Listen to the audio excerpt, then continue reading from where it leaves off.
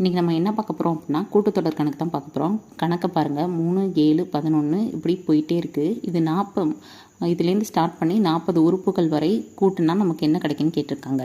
இப்படி கேட்டால் என்ன ஃபார்முலா யூஸ் பண்ணோம் அப்படின்னா, லாஸ்ட் வேல்யூ கொடுக்கல, எல்லோட வேல்யூ கொடுக்கலன்னா இந்த ஃபார்முலா தான் யூஸ் பண்ணோம். Sn = n/2 × 2a + n - 1 × d. இதுக்கு ஏயோட வேல்யூ தேவைப்படும். முதல் உறுப்போட வேல்யூ தான் a.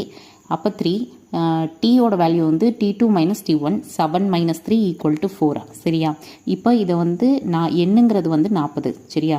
இப்போ இதை வந்து சப்ஸ்டியூட் பண்ணுவோம். 40/2 × 2 × 3 என்னன்னு, அப்புறம் n அதாவது 40 - 1 × dக்கு என்ன 4ன்னு கிடைக்கும். சரியா? இதையும் கேன்சல் பண்ணால் 20, 6 + 39 × 4ன்னு கிடைக்கும். சரியா? 20 × 39 × 4, 6 + 39 × 4 வந்து 156ன்னு வரும். சரியா? 20 × 156 என்னன்னு வரும்? 156 6 கூட்டினா 162ன்னு வரும். இது ரெண்டுத்தையும் மல்டிபிள் பண்ணால் 3240 அப்படின்னு கிடைக்கும். ஆன்சர் என்ன? 3240. தேங்க்யூ.